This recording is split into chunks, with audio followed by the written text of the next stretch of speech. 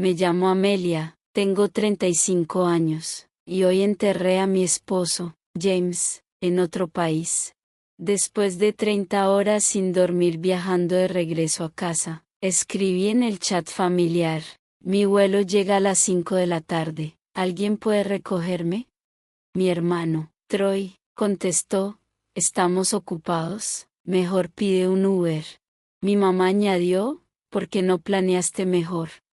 Con los dedos temblando escribí, no se preocupen, por dentro, me estaba desmoronando, no sabía que, en cuestión de horas, mi familia estaría viendo mi tragedia en las noticias de la noche.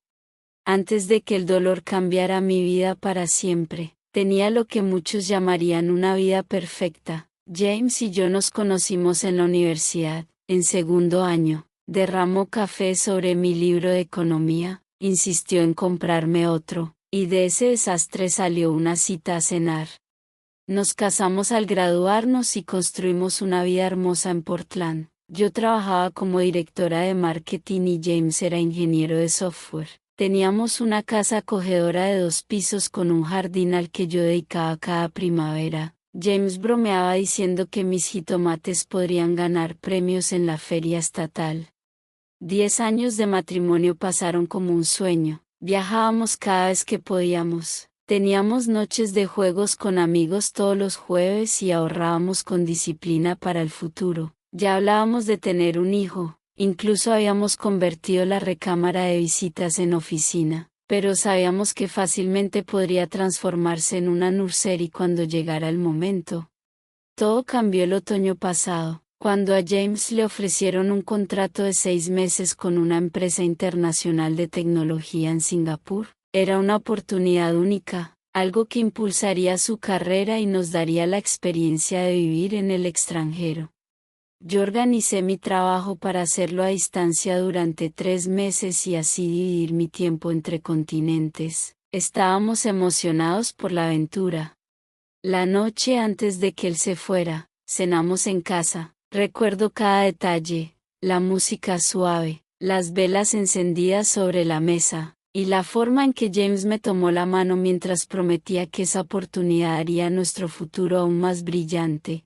6 meses se van a pasar volando, me dijo, y luego empezaremos el siguiente capítulo.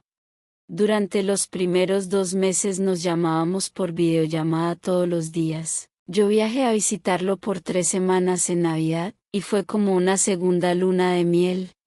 Singapur era hermoso, vibrante y lleno de vida. James me enseñó la ciudad, me presentó a sus compañeros de trabajo, y los fines de semana explorábamos islas cercanas. Todo parecía perfecto, incluso empezamos a hablar seriamente de tener un bebé cuando terminara su contrato.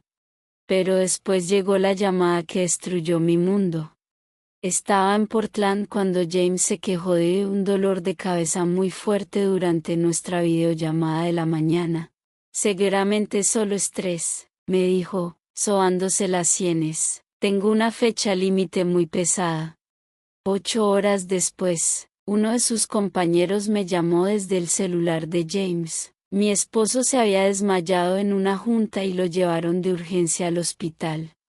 Reservé el primer vuelo disponible, pero cuando llegué, 26 horas después, James ya estaba en coma. Aneurisma cerebral, me explicaron los doctores, lo operaron de emergencia, pero el daño era irreversible. Durante 5 días me quedé junto a su cama, tomándole la mano, hablándole, rezando por un milagro que nunca llegó. James nunca despertó, tenía solo 37 años. El infierno de enfrentar sola un sistema de salud en otro país fue insoportable. Los trámites eran confusos, cada conversación se hacía con apps de traducción o intérpretes apresurados. Llamaba a diario a mi familia, desesperada por apoyo emocional, pero las conversaciones eran cortas. Estamos orando por ti, me decían antes de darme excusas para colgar. Mi mamá me preguntó si había comprado seguro de viaje. Mi hermano Troy sugirió contratar un servicio local que se encargara de todo para que yo pudiera volver más rápido. Pero yo no podía dejar a James, no así, No en un lugar donde nadie lo conocía, salvo sus compañeros de trabajo. Una compañía de plomería se ofreció a reparar mis tuberías sin cobrarme nada. Un servicio de restauración se encargó de los daños por el agua. Una cadena de hoteles me dio 2 semanas de hospedaje gratuito mientras terminaban las reparaciones. La ayuda de la comunidad era abrumadora y totalmente inesperada. Esa misma noche, en el noticiero de las 10, apareció la historia con imágenes de las patrullas y ambulancias afuera de mi casa. Para mi sorpresa, también mostraron en pantalla la conversación privada que había tenido con mi familia. Según la enfermera nocturna que estaba en mi cuarto cuando llegaron, mi hermano Troy fue el primero en entrar, pálido como papel. Acabamos de ver las noticias, balbuceó. Están haciendo que parezca que te abandonamos. Mi mamá lo siguió, ya a la defensiva. Esto es una completa mentira, le dijo a la enfermera, sin siquiera voltear a verme. No teníamos idea de que la casa estaba en esas condiciones. Amelia sabe que lo hubiéramos ayudado si hubiéramos entendido la situación. Mi papá se quedó callado, apoyado en la puerta, con una expresión imposible de leer. Solo cuando la enfermera salió, se acercó a mi cama y me preguntó en voz baja, ¿vas a estar bien? Fue la primera pregunta genuina que alguien de mi familia me hacía desde que James murió. En cuanto llegaron, mi teléfono no dejó de sonar. Primos, tías y amigos que habían visto la nota en televisión. Mi tía Susan llamó directo a mi mamá para reclamarle porque nadie había ido por mí al aeropuerto. El jefe de mi papá le mandó un mensaje ofreciéndole ayuda. La fachada de Familia Unida se les estaba cayendo frente a todos.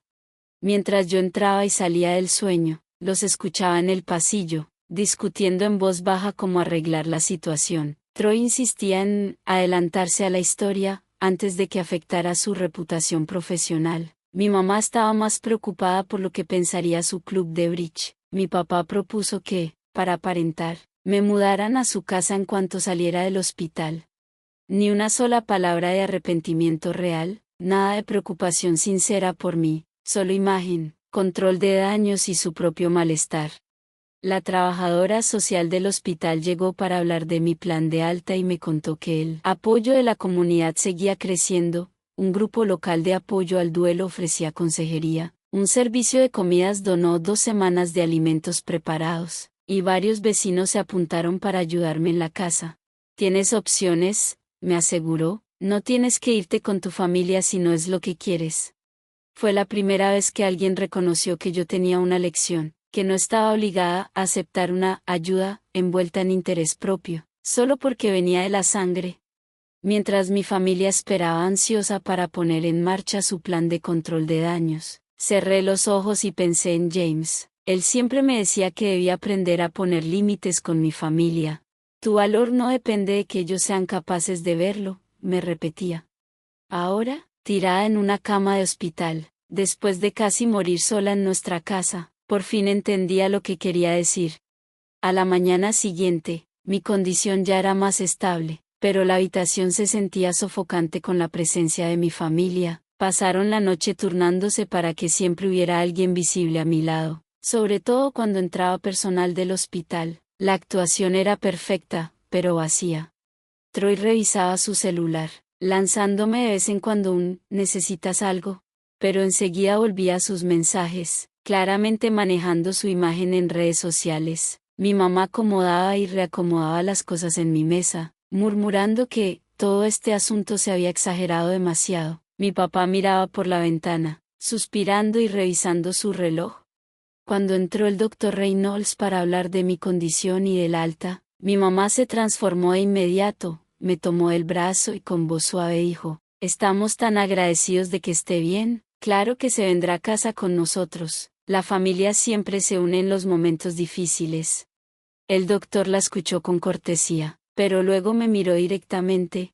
La señora Henderson ha pasado por un trauma muy fuerte, tanto físico como emocional. Su recuperación requiere descanso, buena alimentación, un entorno cálido y, sobre todo, poco estrés. Pausa. ¿Qué red de apoyo tienes, Amelia? Antes de que yo pudiera responder, Troy se adelantó. Nos tiene a nosotros, somos su familia. Solo hubo un malentendido con su llegada ayer, que los medios distorsionaron. El doctor mantuvo su tono profesional. Ya veo. ¿Y habrá alguien disponible para estar con ella las próximas 48 horas? Con la conmoción, no debe quedarse sola. Por supuesto, respondió mi mamá sin titubear. Ya tenemos lista la recámara de visitas. ¿Puedo ajustar mi agenda para estar en casa? En ese momento entró Jessica, la enfermera que me había cuidado desde temprano, con mi medicina y una charola de desayuno. Ella ya había notado cómo la actitud de mi familia cambiaba en cuanto alguien del hospital entraba al cuarto. Mientras me tomaba los signos, me preguntó en voz baja, ¿está cómoda con este plan, Amelia? Porque hay otras opciones si las necesita. Mi mamá se puso rígida. ¿Opciones? Ella se va con su familia, ¿a dónde pertenece? Jessica me sostuvo la mirada, ignorando la interrupción. La decisión es tuya, me dijo. Y ahí, dentro de mí, algo cambió. La decisión era mía, no lo que hiciera ver bien a mi familia, no lo que mantuviera intacta su reputación social, sino lo que yo realmente necesitaba. Respiré hondo. Quiero escuchar las alternativas, dije con más firmeza de la que había sentido en semanas. El cuarto quedó en silencio. Troy detuvo el celular a mitad de un mensaje. Mi mamá abrió la boca sin poder decir palabra. Mi papá se giró de la ventana con el ceño fruncido. Amelia, alcanzó a decir mi madre, no puedes hablar en serio, después de todo lo que hemos hecho por ti. ¿Qué es exactamente lo que han hecho? Solté antes de pensarlo demasiado, pero ya no había marcha atrás, ni quería que la hubiera.